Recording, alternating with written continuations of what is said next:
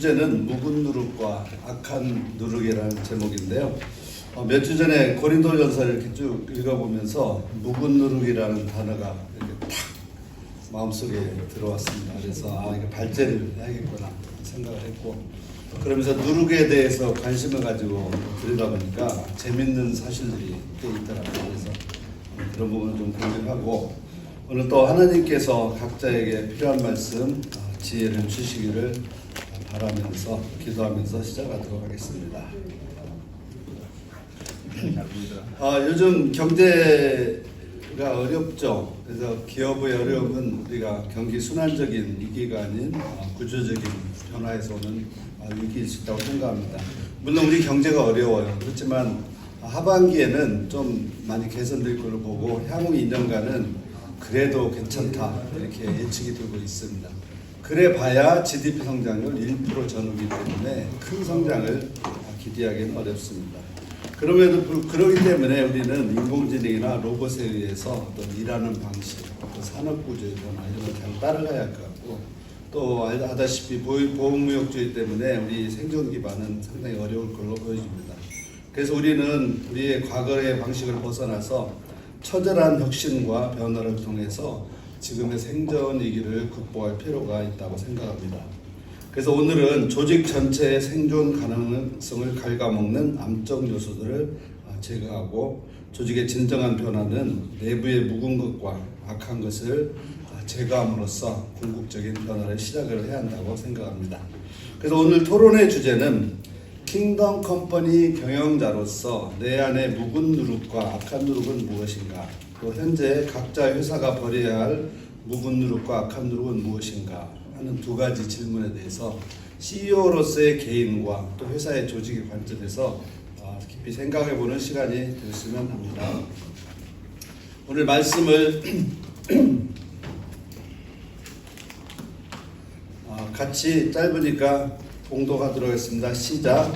너희가 자랑하는 것이 옳지 아니하도다. 적은 누룩이 온 덩어리에 퍼지는 것을 알지 못하느냐. 너희는 누룩 없는 자인데 새 덩어리가 되기 위하여 묵은 누룩을 내버리라. 우리의 유월절 양 곧 그리스도께서 희생이 되셨느니라. 이러므로 우리가 명절을 지낼 때 묵은 누룩으로도 말고 악하고 악에 찬 누룩으로도 말고 누룩이 없이 오직 순전함과 진실함의 혁으로 하자. 아멘.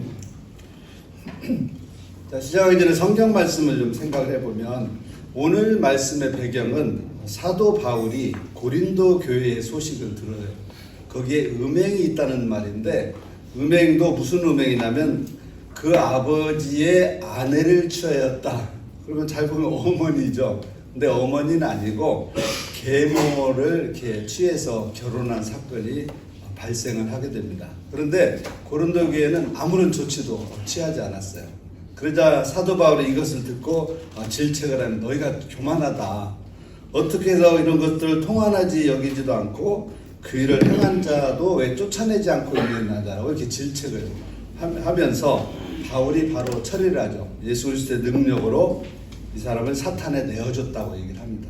사탄에 내어줬다는 것은 멸망시켰다는 의미보다는 그 뒤에 육신은 멸하고 영은 예수님의 날에 구원받게 합니다. 그래서 교회에서 출교를 해서 세상 가운데에서 깨닫도록 하자는 게 이제 이 취지였고, 또 하나는 교회를 보호하자는 뜻이 더 훨씬 강했겠죠.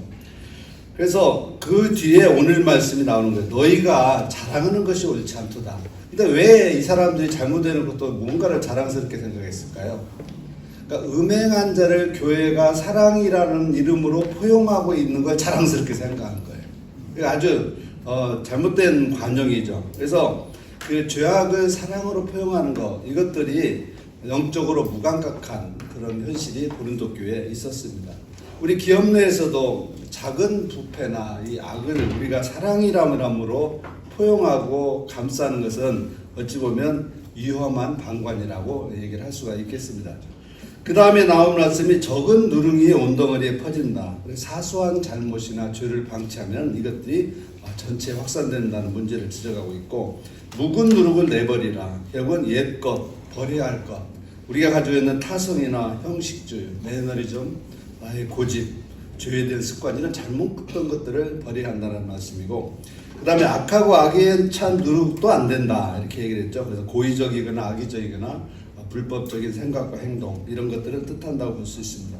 그래서 8절에 너희는 누룩이 없는 자이므로, 우리는 이미 누룩이 없는 자이기 때문에 누룩이 없이 오직 순전함과 진실함에 떠나가자 이렇게 권유하는데, 진실함이라는 것은 겉과 속이 일치하고 진리를 따르는 순수한 마음이 있는 게 진실한 마음이라고 생각이 되고요. 온전함이라는 것은 구별된 거죠. 하나님의 온전함처럼 죄와 세상과 구별된 것, 즉 하나님의 말씀과 일치한 행동을 하는 것들이 온전함이라고 생각을 합니다. 그래서 교회를 병들게 하는 어떤 누룩이라도 제거해서 순전하고 진실하게 살아야 한다는 말씀으로 오늘 말씀을 요약할 수가 있겠습니다. 이게 또 안 나왔네요. 이게 참. 보세요. 다 설명을 드렸으니까. 자, 누룩이 있죠.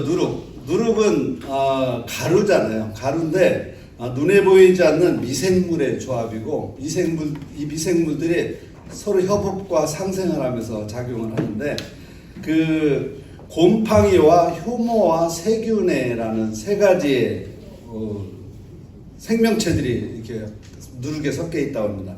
첫째가 누룩 곰팡이인데, 이 곰팡이는 곡물의 그 전분을 분해해서 효소를 만들고 그 효소를 통해서 당을 만들어내는 역할을 한다고 합니다. 곰팡이가. 그러면 이제 그 효모가 미생물인데, 이 효모가 뭐라냐면 당을 분해해 가지고 에탄올, 즉 알코올과 CO2와 열로 이렇게 분해를 해서 술을 만들 때는 알코올을 만들어내고 빵을 만들 때는 부풀리죠. 그래서 왼쪽에 이렇게 빵이 부푸는 건 다 효모의 작용이고, 밑에 그 막걸리가 뽀글뽀글 이렇게 올라오고 시작하는 게 이제 알코올로 분해되는 과정입니다. 근데 이때 세균, 박테리아가 들어있는데, 세균이 무엇을 하냐면 젖산이나 유기산 등을 만들어 가지고 다양한 맛과 향을 만들어내요. 그러면서 유해균은 억제하는 기능을 한다고 합니다. 그래서 이 누룩은 단순한 가루이지만은 살아있는 효소 공장이다. 그래서 수백 가지 효소가 만들어지면서 전분당을 포도당으로, 아밀라제라고 쓰러다 옛날 생물인데, 그 다음에 단백질을 아미노산으로 바꾸는데 프로테아제라는 그 효소가 작용하고, 지방을 락토제로 분해하는데 리파제라는 효소가 이렇게 작용을 해서 결국 이들이 술에 막걸리나 청주의 맛과 향을 만들어내고, 빵의 또 다양한 맛과 향을 결정하는 것들이 이런 효소들이 하는 활동이라고 얘기를 합니다. 그래서 이러한 누룩은 이제 가장 강력한 영향력이 있다는 거죠. 효모는 30에서 35도 사이 1시간 내지 2시간이면 2배로 증식하고, 이게 하루가 지나면 수천 배, 수십만 배로 아주 빠르게 확산을 한다는 거죠. 또 누룩이 0.5에서 2%만 들어가도 전체 구조를 바꾸는데, 이 구조를 바꾸는 것은 불가역적이라는 거죠. 뒤로는 안 돌아가는 완전한 변화를 시켜버린다고 합니다. 어떻게 보면 누룩이 좋은 일을 하고 있는 거잖아요. 근데 성경에서는 왜 누룩을 나쁜 영향을 주는 의미로 사용을 했는가, 이 부분을 한번 생각을 해보도록 하겠습니다. 성경에서 누룩의 부정적인 이유가 세 가지가 있어요. 그러니까 미생물이라는 게 작지만 은밀하게 전체를 분해시켜서 물질 자체를 바꾸기 때문입니다. 여기서 이제 발효와 부패의 차이가 있어요. 발효라는 것은 동일한 균들이 작용을 하는데, 유익한 균이 좋게 만드는 게 발효고, 나쁜 균이 이걸 분해해가지고 악취를 나서 썩게 하는 게 부패라고 얘기를 합니다. 그래서 결국은 발효나 부패나 하는 성향은 똑같아요. 어떤 균이 작용을 하냐라는 문제가 되겠죠. 그래서 이러한 누룩의 그 성질은, 첫째는 퍼지는 성질이에요. 그러니까 이게 누룩을 나쁘게 보는 이유는 죄가 가진 전염성과 확산성 때문이겠죠. 그래서 우리 개인의 삶이나 회사 조직에서도 작은 죄가 있으면 이게 점차 커져서 전체에 퍼지게 된다는 거죠. 두 번째는 이 발효라는 게 부패시키는 성질과 유사하다는 거죠. 바로 분해하고 변질시켜버리죠. 그래서 죄가 인간의 본성과 영혼을 부패시키고 타락시키는 것과 유사하다는 거예요. 그래서 하나님께 드리는 제물에는 누룩을 넣지 말라. 레위기에는 이렇게 말씀이 있는데 결국 거룩하신 하나님께는 이렇게 부패하는 과정들이 들어가서는 안 된다라는 말씀을 하고 계신 거고, 또 하나 이게 부정적인 게 은밀하다는 거예요. 눈에 보이면 좋겠는데 보이지 않게 다 바꿔버려요. 이게 제일 무서운 거잖아요. 그래서 죄는 잘 드러나지 않게 아주 작고 사소한 것으로 시작하지만 돌이킬 수 없는 문제를 만들어놨다. 아담과 하와가 선악과 한번 잘못 먹은 거가 엄청나게 돌이킬 수 없는 결과를 만드는 것과 같은 거죠. 그래서 누룩이 죄의 성질과 동일하기 때문에 부정적으로 언급을 했다고 볼 수가 있습니다. 성경에는 예수님이 언급한 누룩이 3번 나와요. 2번은 나쁘게, 1번은 좋게 나오는데, 첫째는 바리새인과 사두개인의 누룩을 주의하라 이렇게 되어 있습니다. 이들의 의미하는 건 뭐죠? 형식적이고 외식하면서 위선하는 이런 모습들이라는 누룩을 조심하라는 거죠. 2번째가 헤롯의 누룩을 주의하라 이렇게 되어 있습니다. 헤롯의 누룩은 뭐죠? 세속주의고 권력을 추구하고 죄악된 삶을 사고 욕망을 추구하는 삶을 사는데, 이런 것들이 또 하나의 누룩이라고 얘기를 합니다. 그러니까 이러한 누룩들은 우리를 어떻게 보면 망가지게 하는 누룩들이 되겠죠. 근데 예수님이 누룩을 좋게 사용하는 거가 마태복음 13장 33절에 나와요. 천국은 여자가 가루 서말 속에 갖다 넣어 전부 부풀게 한 누룩과 같다. 그래서 천국이 확산되는 걸 얘기를 하죠. 그러니까 이게 죄가 누룩처럼 작용하면 부패시키지만 복음이 누룩처럼 작용하면 천국을 확산시킨다는 이런 의미를 담고 있습니다. 그래서 오늘 이러한 누룩의 특성이, 우리가 오늘 이제 이 누룩은 아주 나쁜 특성에 집중을 해서 이제 사도 바울이 예를 들었다고 말씀을 드릴 수 있겠습니다. 자, 그러면 우리가 누룩을 어떻게 해야 할까? 첫째가 묵은 누룩은 내버리라 이렇게 성경 말씀이 되어 있죠. 묵은 누룩이라는 것은 2가지 모습이 있어요. 개인적인 신앙의 모습에 묵은 누룩이 있을 수도 있고, 우리가 경영하는 기업 내, 조직 내의 묵은 누룩의 모습의 2가지 관점에서 볼 수가 있습니다. 첫째는 좀 더 살펴보면 묵은 누룩, 과거 방식을 고수하거나 형식적이고 타성적이고 독선적인 이런 일들을 하면 이게 병든 조직이 되는 거죠. 회사 관점에서만 오늘 좀 보도록 하겠습니다. 우리가 과거의 성공이나 집착, 과거의 성공에 집착하고 변화를 거부하는 것은 정말 묵은 누룩입니다. 그러니까 옛날부터 이렇게 해왔어. 누가 새로운 얘기를 하면 야 그거 다 해봤어 이렇게 얘기를 합니다. 뭐 아주 싹을 잘라버리죠. 그래서 뭐 기존 제품, 전략, 비즈니스 모델, 디지털 이런 건 다 상관없고 내 방식대로 내 제품대로 하겠다라는 거죠. 회사는 망해가는데, 제가 옛날에 얘기를 하겠지만 제가 오비맥주에 술회사에 근무를 했었습니다만은, 여기 회사가 80년대 마켓시가 70%까지 올라가가지고 이 관료주의 문화가 그냥 막 들어찬 회사였어요. 그래서 다른 회사가 신제품 하나 멋있게 나오니까 그냥 무너져 버린 거거든요. 그게 그 뒤에 회사에서 두산병이 안녕이라는 책을 이렇게 펴냈는데, 이러한 관료주의 문화가 다 거기에 들어있어요. 야 그거 내가 다 해봤어. 신입사원 얘기해봐야 소용이 없어요. 빵빵한 고참들이 아무것도 못하겠던 그런 시절들이 있었습니다. 또 하나의 이제 묵은 누룩은 불투명한 의사결정, 독선적인 리더십이에요. 잔말 말고 내가 시키는 대로 해라 이런 거죠. 그러니까 리더가 의사결정을 할 때 데이터나 어떤 논리적이고 객관적인 증거에 의한 거 아니라 직관적이고 감정적인 의사결정을 해서 일방적으로 지시하고 타인을 묵살하는 것도 이거 아주 나쁜 누룩입니다. 이게 대표적으로 조직을 패배감에 들이는 해악을 만들어내죠. 그래서 3번째가 부서 이기주의, 파벌주의죠. 내일만 하면 잘 돼. 쟤들 도대체 뭐 하는지 모르겠어. 이제 이런 것들이 조직 속에 퍼지기 시작하면은 그 조직은 병이 듭니다. 부서 간 소통, 불필요한 보고서, 결론 없는 회의, 큰 조직에서 많이 나타나는 현상들이죠. 또 학연, 지연, 혈연 중심의 파벌이 형성돼요. 그러다 보면 진짜 일 잘하는 양화가 악화 때문에 다 밖으로 나가는 현상들이 발생하죠. 그러니까 이런 3가지 현상이 나타나면 회사는 오래 못 가죠. 그래서 그런 것들에 대표적인 묵은 누룩이 뭘까? 결국 우리가 생각하는 꼰대다 이런 거죠. 자기 생각과 옛날 방식을 고수하는 사람들. 또 비전과 능력 없이 자기만 자리만 차지하고 있는 리더들. 그 다음에 복지부동하는 고인물 직원들. 눈치와 아부를 보면서 이 사람 저 사람에게 말을 옮기는 사람들. 이런 것들이 사실은 빠르게 제거해야 할 누룩이라고 얘기를 할 수가 있습니다.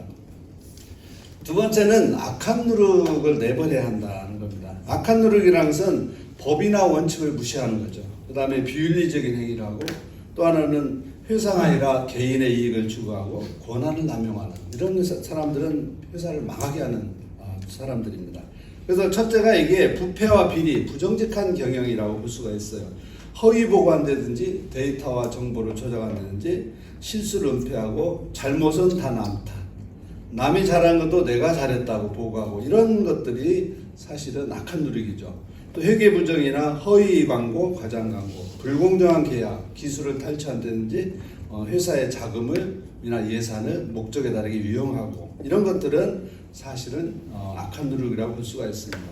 두 번째가 개인의 이익을 추구하고 권한을 남용하는 거예요. 회사의 자원이나 지위를 남용해서 부당한 이득을 취득하는 것. 또 리더가 갑질을 하죠. 직장 내에 폭언이나 괴롭힘 이런 것들도 악한 누룩이 되겠습니다. 또 하나 이제 문제가 조직이 이렇게 관료주의가 되고 성장을 못하면 타인을 비방하고 유언비어가 자꾸 만들어집니다. 회사와 리더, 동료들을 비방하고 각종 부정적인 루머가 난무하기 시작하고 또 회사의 규정이나 경영 철학을 아주 무시하고 위배하는 행동 이런 일들이 사실은 악한 누룩이라고 말씀을 드릴 수가 있습니다. 또 하나의 악한 누룩은 성과 만능주의예요. 그러니까 수단과 방법을 가리지 않고 성과를 추구하는 거죠. 그래서 이런 것들이 이 대기업들 중에 수단과 방법을 가리지 않고 목표를 하니까 협력업체를 계속 죽여나가는 구조로 가는 것도 사실은 성과 만능주의가 가져온 거고 또 직원들을 혹사시키는 거죠. 그래서 저희 두산에서는 성과를 내기 위해서 직원을 혹사시킨다고 평가되는 임원은 그대로 잘랐어요. 그만큼 이제 그러니까 좀 조직이 물러지는 것도 있긴 있었지만 일단 전체적으로 그런 악한 누룩은 과감하게 도려하고 있습니다. 그래서 대표적인 악한 누룩이 누구냐? 결국은 불법을 행하는 직원들, 기업 문화를 파괴하는 사람들, 갑질하는 사람들, 잔혹한 성과주의자 이런 것들이 조직 내에서 빠르게 제거해야 할 악한 누룩이라고 말씀드릴 수가 있겠습니다. 자, 그러면 여러분들 이러한 묵은 누룩과 악한 누룩이 있으면 여러분의 조직이 있다면 이걸 어떻게 처리를 하시겠습니까? 자, 세 가지 답지를 드리도록 하겠습니다. 첫째, 나는 킹덤 컴퍼니 경영자로서 이런 묵은 누룩과 악한 누룩이 조직에 있으면 어떻게 할 거냐. 첫째, 사랑으로 포용하고 기회를 주며 개선시킨다. A입니다. B. 단호하게 조직에서 퇴출시킨다. C. 묵은 누룩은 기회를 주고 악한 누룩은 퇴출시킨다. 자, A에 라고 생각하시면 손 들어보세요.